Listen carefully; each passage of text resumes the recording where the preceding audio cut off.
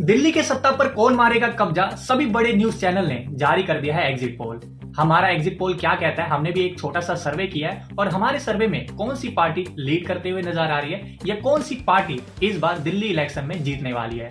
और दोस्तों जानेंगे कि आखिरकार ये जो वोटिंग हुआ है, ऐसा कौन से वोटर हैं जैसे ही लोकसभा का चुनाव आता है तो ये इस पार्टी आम आदमी को छोड़कर बीजेपी को जिता देती है, वहीं विधानसभा का जब इलेक्शन आता है तो ये विधानसभा में कुछ अलग ही कारनामा हो जाता है। ये कितने परसेंटेज वोट है जो मतलब कभी भी स्विच हो जाते हैं, उसके बारे में भी जानेंगे। और इस बार जानेंगे कि 70 सीट पे से कितने पार्टी ने कितने कितने उम्मीदवार उतारे हैं और भी बहुत सारी चीजें होंगी आज की वीडियो में। तो नमस्कार दोस्तों, मेरा नाम है अजय और आप लोग देखना शुरू कर चुके हो अजय वायरल टॉक।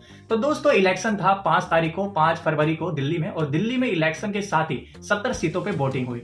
70 सीटों पे वोटिंग का मतलब आपको अगर दिल्ली में सरकार बनानी है, यानी आपको मेजोरिटी 70 सीट में से 36 सीट आपको लाना पड़ेगा, तभी आपकी सरकार दिल्ली में बन पाएगी। तो दोस्तों बड़े बड़े पार्टी ने अपने उम्मीदवार उतारे थे, बीजेपी, बीएसपी, कांग्रेस, आम आदमी और भी बहुत सारी पार्टी। लेकिन जो सबसे ज्यादा जो उम्मीद लगाई जा रही है कि दिल्ली में वापसी कर रही है बीजेपी की सरकार, लेकिन क्या आंकड़े सही में बीजेपी के फेवर में जा रहे हैं या एग्जिट पोल, जो पिछली बार जो एग्जिट पोल आया था उसमें लोगों ने मतलब उस एग्जिट पोल को एकदम साफ ही इग्नोर मतलब वो एग्जिट पोल इस तरह से दिखाया जा रहा था कि बीजेपी की सरकार 300 पार सीट लेके आने वाली है, लेकिन एग्जिट पोल ही रह गया और जो एक्चुअल रिजल्ट आया वो कुछ और ही था। तो क्या इस बार भी एग्जिट पोल फेल हो जाएगा और हमारा रिपोर्ट क्या कहता है और कौन सी पार्टी कितने सीटें लेके आने वाली है उसके बारे में बताएंगे। तो दोस्तों दिल्ली में अभी वोटिंग हुई और 70 सीट पे इलेक्शन लड़ा गया और 70 उम्मीदवार उतारे गए हर पार्टी के द्वारा। तो सबसे जो इस बार का जो परसेंटेज रहा था, जो मतदान देने का जो परसेंटेज था, इस बार जो कहा जा रहा है कि सबसे कम मतदान हुआ है और वो है 60.44%। और सबसे जो परसेंटेज जिस क्षेत्र में ज्यादा रहा है वो नॉर्थ ईस्ट की जो क्षेत्र है उसमें 66.25% वोट रहा है। वहीं अगर मैं बात करूं सबसे कम परसेंटेज जहां पे लोगों ने मतदान किया है वो था साउथ ईस्ट की दिल्ली, जहां पे 56.31% रहा। और ये जो क्षेत्र है वो मनोज तिवारी का सांसदीय क्षेत्र है। तो इस क्षेत्र में सबसे कम वोटिंग हुई है और सबसे ज्यादा वोटिंग हुई है वह आपकी हुई है नॉर्थ ईस्ट दिल्ली में। तो ये तो वोट इस परसेंटेज होगी जो किस क्षेत्र में सबसे ज्यादा वोटिंग किया गया। और बताया जा रहा है कि ये 12 साल के बाद पहली बार इतना कम परसेंटेज जो वोटिंग हुई है वो दिल्ली में दर्ज की गई है। तो दोस्तों ये कुछ लिस्ट है आपके सामने। इस दिल्ली में 59.09%, इस दिल्ली में 62.40%, नई दिल्ली में 57.13%। ऐसा ये लिस्ट है, आप इसमें देख लीजिएगा। और जो एवरेज निकल के आया वो है 60.44%। तो दोस्तों आखिरकार जो पार्टी है उसने अपने कितने कितने उम्मीदवार उतारे हैं। तो जो आम आदमी पार्टी जो 70 सीट पर लड़ रही थी उन्होंने अपने पूरे 70 कैंडिडेट उतारे। वहीं बीजेपी ने 70 सीट में से 68 पर अपने मतलब बीजेपी के जो कैंडिडेट है उसको उतारे, और 2 सीट में उन्होंने एक अपना चिराग पासवान है उसके पार्टी को वो टिकट दिया है, तो दूसरा हो गया जेडीयू। इन 2 पार्टी को इस बार मतलब बीजेपी ने चांस दिया है और इन दोनों को उम्मीदवार के तौर पर उतारा गया है दिल्ली में।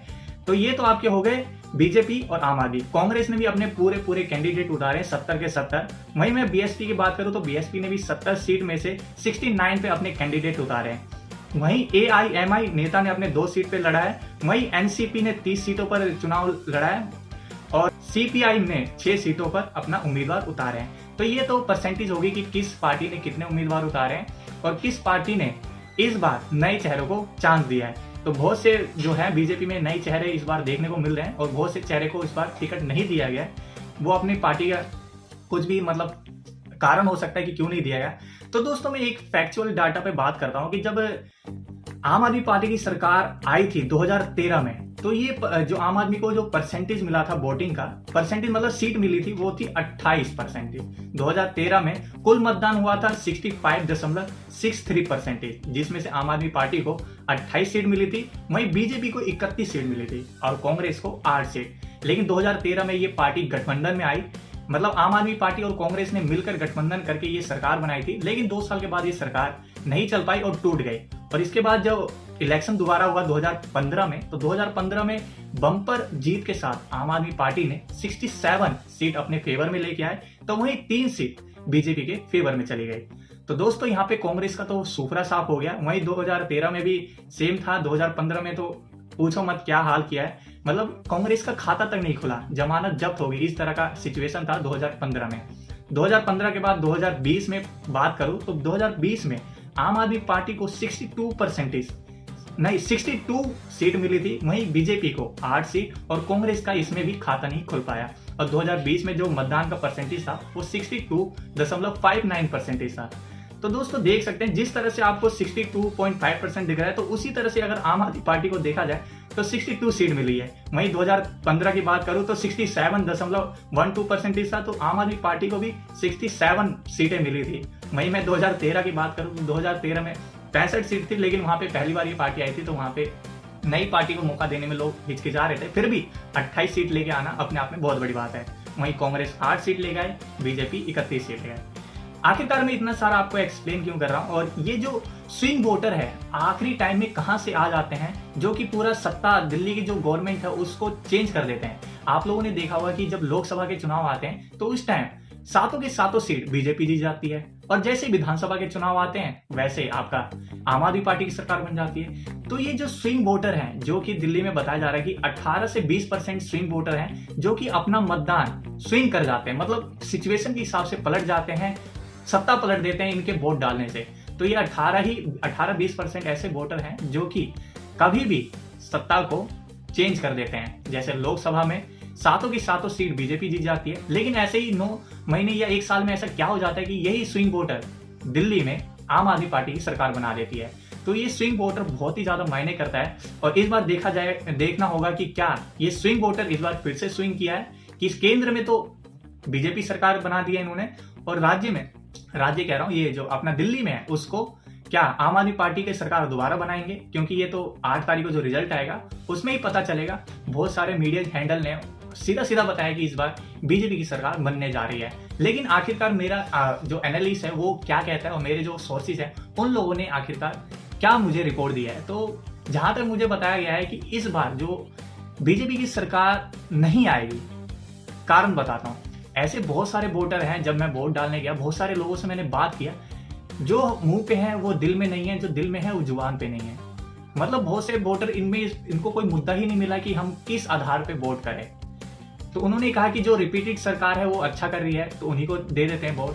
तो जहां तक हम लोगों ने प्रिडिक्शन किया है कि बीजेपी को मिलने वाली है 27 सीट के आसपास में, और आम आदमी पार्टी को लगभग, मतलब जो कहते हैं कि अगर आपको सरकार बनाना है 36 सीट है तो वो तो आ ही आएगी। 36 सीट का ये हो गया, और बीजेपी को 38 सीट मिलेगी आम आदमी पार्टी को। ये जो हमारा आंकड़ा है 38 सीट आम आदमी पार्टी को मिलेगी, और 1 से 2 सीट शायद कांग्रेस का आने का चांस है, और अन्य का खाता नहीं खुलेगा। तो इस तरह का प्रेडिक्शन है हम लोगों का।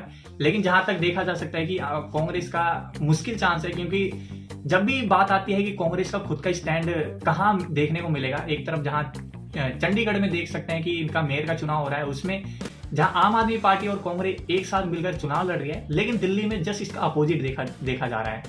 यहाँ पे दोनों कैंडिडेट अपने अलग अलग प्रत्याशी उतार रहे हैं। मतलब कांग्रेस ने अपने 70 के कैंडिडेट अलग उतारे यहाँ पे, और यहाँ पे आम आदमी ने अपने कैंडिडेट अलग उतारे हैं। वहीं चंडीगढ़ में इसका अपोजिट है, वहाँ पे ये दोनों साथ मिलकर लड़ रहे हैं। तो मतलब जो पब्लिक है वो कंफ्यूज में है कि आखिरकार ये दोनों पार्टी हम लोगों को क्या दिखाना चाह रही है, क्या समझ रही है, कि एक तरफ जहां आप चंडीगढ़ में साथ मिलकर लड़ रहे हैं, तो वहीं दिल्ली में अलग अलग करके ये लोग चुनाव लड़ रहे हैं। तो लोग इस कंफ्यूजन में हैं कि डाले किसे वोट, कांग्रेस को या आम आदमी को। तो ये तो चलो जब वोट डालने जाते हैं तो लोगों का थॉट चेंज हो जाता है, कुछ सोच के जाते हैं घर से, कुछ और डल जाता है। तो इस बार देखने का बहुत ज़्यादा दिलचस्प होगा कि इस बार की दिल्ली में किसकी सरकार बनने जा रही है। जहां तक हमारे एग्जिट पोल की बात करें तो इस बार आम आदमी पार्टी की सरकार बनने जा रही है। तो ये थी दोस्तों आज की वीडियो। अगर वीडियो पसंद आ रही है तो वीडियो को लाइक, कमेंट, शेयर, सब्सक्राइब कीजिएगा। अगर ये वीडियो हमारी फेसबुक पेज पे देख रहे हैं तो फेसबुक पेज को फॉलो करना मत भूलिएगा। तो मिलते हैं किसी नए वीडियो में। टेक केयर, बाय बाय, जय हिंद।